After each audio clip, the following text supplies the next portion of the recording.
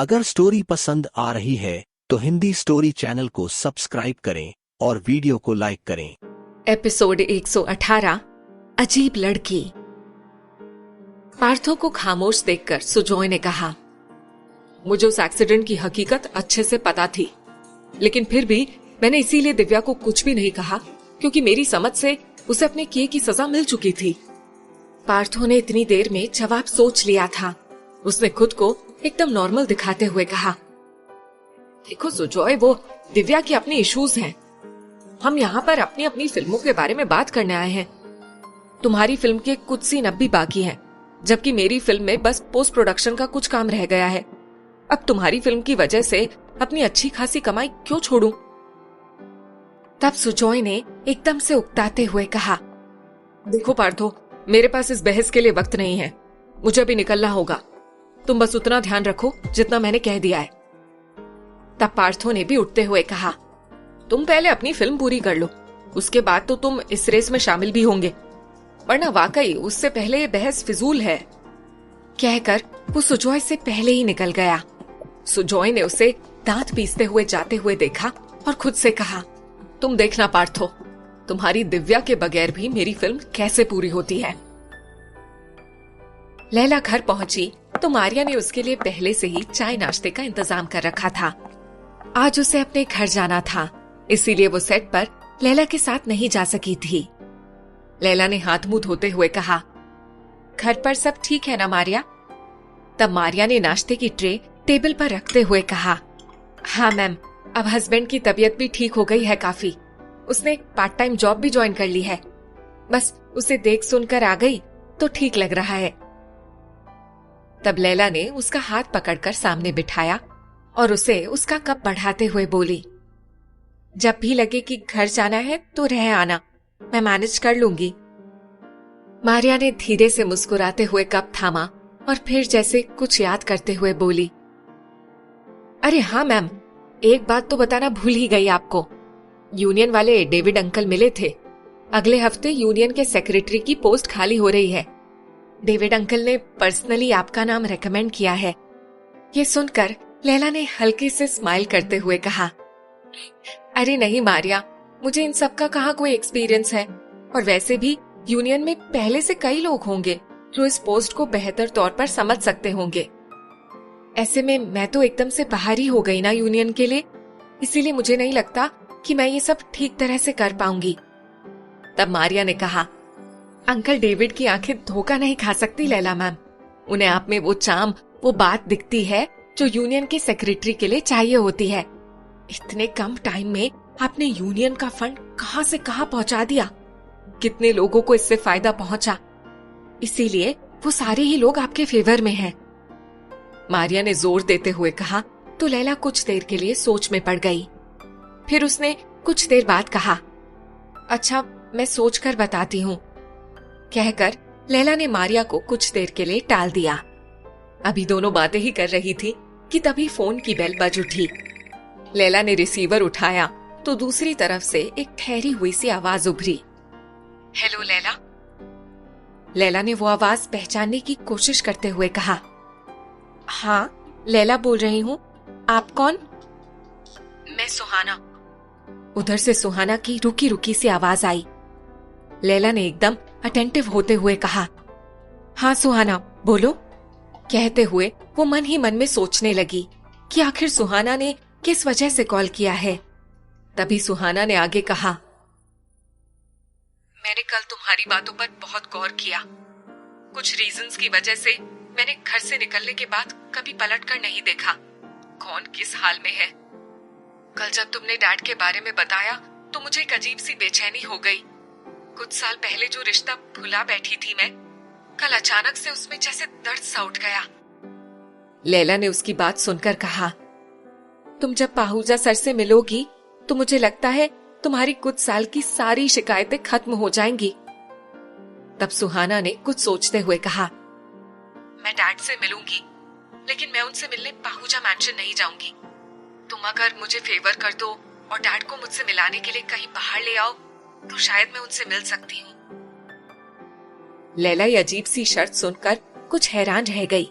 वो सोच में पड़ गई।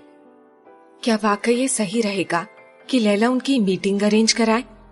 और अगर कहीं उस मीटिंग की भनक सुजॉय या लतिका जी को लग गई तो उसका अंजाम क्या होगा? ये सोचकर ही लैला की रूह कांप गई। और अभी अभी तो सुजॉय का नजरिया उसके लिए बदला था, और अभी से ही ऐसा कुछ करके वो एक बार फिर से उसकी नाराजगी मोल नहीं ले सकती। उसे खामोश महसूस करके सुहाना ने बेचैनी से पूछा, क्या हुआ लैला? तुम कुछ जवाब क्यों नहीं दे रही हो? बताओ ना, तुम मिलवाओगी ना मुझे मेरे डैड से? मैं बस एक बार डैड से मिलना चाहती हूँ। तुमने उनकी तबीयत के बारे में जब से बताया है तब से मेरा मन स्थिर नहीं हो पा रहा है। लैला ने उसे समझाने की कोशिश करते हुए कहा, देखो सुहाना, मैं तुम्हारी प्रॉब्लम समझ रही हूँ, लेकिन मैं इस मामले में तुम्हारी कोई मदद। अभी वो कह ही रही थी कि तभी सुहाना ने उसकी बात बीच में ही काटते हुए कहा, प्लीज लैला, इनकार मत करो। एक तुम ही हो जो मुझे मेरे डैड से मिला सकती हो। जिस तरह से तुमने उनकी तबीयत के बारे में फिक्रमंद होकर मुझे सब बताया, उसके बाद तो मैं यकीन के साथ कह सकती हूँ कि तुम भी डैड से इमोशनली अटैच्ड हो। इसीलिए प्लीज मेरे लिए फेवर कर दो। सुहाना की रुआसी आवाज में अब उसकी सिसकियां भी उतर आई थीं। अब लैला के सामने उसे इनकार करने की कोई वजह ही नहीं थी।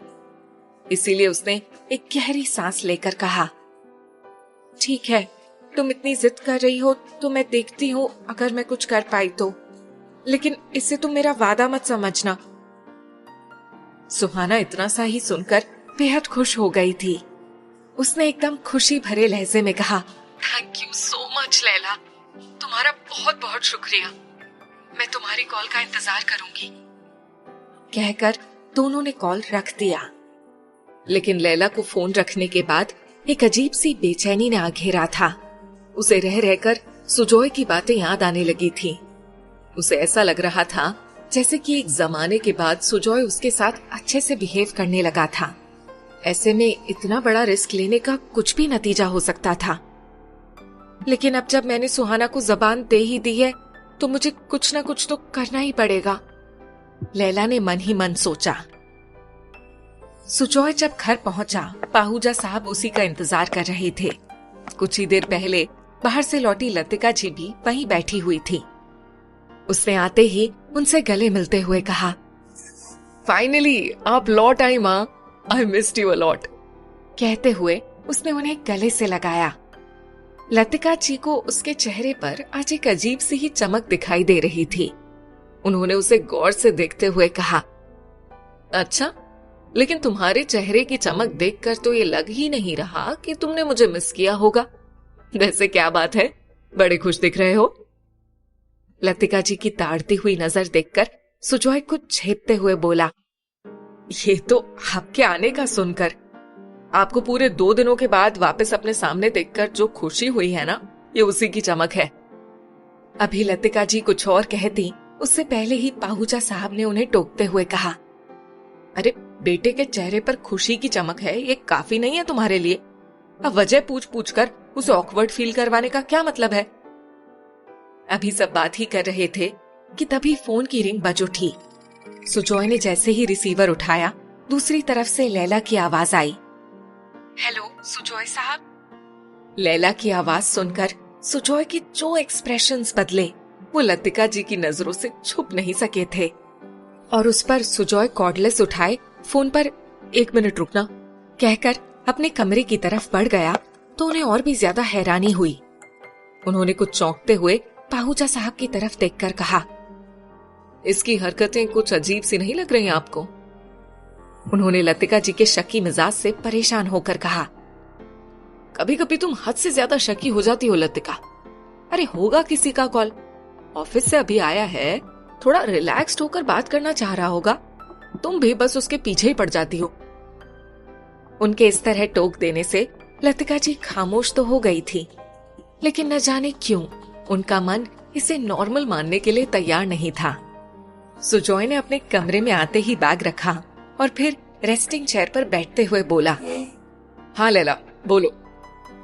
लैला ने कहा, वो जब मैं पाहूजा सर के पास थी ना तो उनका प्रिस्क्रिप्शन देखा था, उसमें एक टेस्ट था जो 1 हफ्ते बाद करवाना था। लैला के याद दिलाते ही जैसे उसे भी याद आया, उसने जल्दी से कहा, ओह हाँ, मैं तो। अगर स्टोरी पसंद आ रही है तो हिंदी स्टोरी चैनल को सब्सक्राइब करें और वीडियो को लाइक करें। भूल ही गया था, अच्छा हुआ जो तुमने याद दिला दिया। तब लैला ने आगे कहा, हाँ तो मैं ही कह रही थी कि कल तो मेरी शूटिंग भी नहीं है, लेकिन आपको तो काम होगा ही, इसीलिए मैंने सोचा कि क्यों ना मैं ही पाहुजा सर को टेस्ट के लिए हॉस्पिटल ले जाऊं। लैला की बात सुनकर सुजॉय कुछ देर के लिए सोच में पड़ गया। फिर उसने कहा, इट्स ओके लैला, लेकिन वो क्या है ना कि माँ वापस आ गई है तो वो लेकर ही चली जाएंगी, तुम क्यों खामोखा परेशान होंगी। लैला को लगा कहीं सुजॉय एकदम से मना ही ना करते, इसीलिए उसने झट से कहा, इसमें परेशानी कैसी, दरअसल मुझे भी रूटीन चेकअप के लिए हॉस्पिटल जाना ही था, इसीलिए मैंने सोचा कि। लेकिन सुजॉय ने फिर भी मना करते हुए कहा, वो ठीक है तुम बेशक जाओ, लेकिन मुझे लगता है डैड को माँ के साथ ही जाना चाहिए, इस तरह अच्छा नहीं लगता ना कि तुम्हें अपने पर्सनल काम में एंगेज करूं। सुजॉय ने इतना स्ट्रेट फॉरवर्ड कह दिया कि अब लैला के पास कहने के लिए और कुछ बचा ही नहीं था, जबकि उसे बार बार सुहाना की यही बात याद आ रही थी कि वो परसों सुबह की ट्रेन से वापस जाने वाली है। लैला एकदम से मन मसोस कर रह गई। पाहुजा साहब खराब तबीयत की वजह से अकेले गाड़ी लेकर कहीं निकल भी नहीं सकते थे, जो वो उन्हें ही कहीं बुला लेती। उसने इसी उधेड़-बुन में कितने घंटे गुजार दिए उसे पता ही नहीं चला। यही सब सोचते हुए उसे नींद भी आ गई थी, जबकि इधर न जाने क्यों सुजॉय की आंखों से आज नींद कोसों दूर थी। उसने खिड़की से झांकते चांद को देखकर जैसे खुद से कहा, कितने अलग मिजाज की है ये लड़की, मैं इतने महीनों में उससे इतना वियर्ड बिहेव करता रहा, उसकी हर बात में कीड़े निकाले, उसके बाद भी वो मेरी और मेरी फैमिली के लिए कितना सोचती है। हर बार हर मुसीबत में तुमने जाने अनजाने मेरा कितना साथ दिया। मैं ही पागल था जो तुम्हें न जाने क्या क्या समझता रहा। ये सब कहते हुए उसने देखा कि खिड़की से झांकते उस खूबसूरत चांद को काले बादलों ने ढांप लिया है, और तभी जैसे वो अपने ख्यालों की दुनिया से बाहर भी आया। लेकिन अब मैं उसके बारे में इतना क्यों सोच रहा हूं? उसने चौंकते हुए खुद से सवाल किया तो जैसे कहीं मन से आवाज आई, अब नहीं, तुम हमेशा से उसे सोचते आए थे सुजॉय, लेकिन अब यूं कहो कि उसके लिए तुम्हारा नजरिया चेंज हो गया है। इसलिए पहले जब तुम उसके बारे में सोचते थे तब तुम्हें गुस्सा आता था, लेकिन अब जब से तुम्हें पता चला है कि लैला के अंदर पॉजिटिविटी भरी पड़ी है तो तुम्हें उसे सोचकर खुशी महसूस हो रही है। ठीक उसी वक्त उसके कानों में मां की कही हुई बात गूंज उठी, कहीं तुम उसके प्यार में तो नहीं पड़ने लगे हो? और उसके चेहरे पर एक कंफ्यूज सी स्माइल बिखर गई, जैसे उसे अपने इमोशन अभी खुद भी समझ में नहीं आ रहे हों। अगले दिन लैला जब सोकर उठी तो उसकी नींद फोन के रिंग से ही खुली। दूसरी तरफ सुहाना बेचैनी से पूछ रही थी, क्या हुआ लैला, तुमने कुछ प्लान किया? मैंने तुम्हें बताया था ना कि मैं सिर्फ आज भर ही मुंबई में हूँ। लैला ने नींद भरी आवाज में कहा, हाँ सुहाना, मुझे याद है, लेकिन आई एम सॉरी, मैं किसी भी तरह से पाहुजा साहब को बाहर लेकर नहीं आ पा रही हूँ। मैंने हॉस्पिटल जाने के बहाने उन्हें निकालना चाहा था, लेकिन सुजॉय सर ने मना कर दिया क्योंकि लतिका जी वापस आ चुकी हैं। इसीलिए शायद इस बार मैं तुम्हें पाहुजा सर से ना मिलवा पाऊं। तुम पुणे से लौट कर आओ, तब शायद कोई और बहाना मिल जाए हमें। ये सुनते ही सुहाना उदास सी हो गई। उसने थके हुए लहजे में कहा, it's okay, thank you so much Laila, तुमने कम से कम कोशिश तो की। अब शायद ये मेरा ही नसीब है कि मैं इतना चाहने के बाद भी अपने डैड से मिल नहीं पा रही हूँ। उसने सुहाना को बाय कहकर कॉल रख दिया। उधर सुजॉय और पाहुजा साहब ब्रेकफास्ट करके बैठे ही थे कि तभी लतिका जी जिम से वापस लौट आई। माँ आ जाओ, आप भी, नाश्ता रेडी है, कहकर उसने माँ के लिए भी एक ग्लास में जूस सर्व कर दिया। लेकिन लतिका जी चेहरे पर दर्द की लकीरें लिए बोली, मुझे मेरे कमरे तक पहुंचा दोगे सुजॉय? सुजॉय ने सुनते ही चौंक कर उनकी तरफ देखा। उन्होंने अपना दाया कंधा पकड़ रखा था। क्या लैला बिछड़े बाप और बेटी की मुलाकात करवा पाएगी। हिंदी स्टोरी चैनल को सब्सक्राइब करें।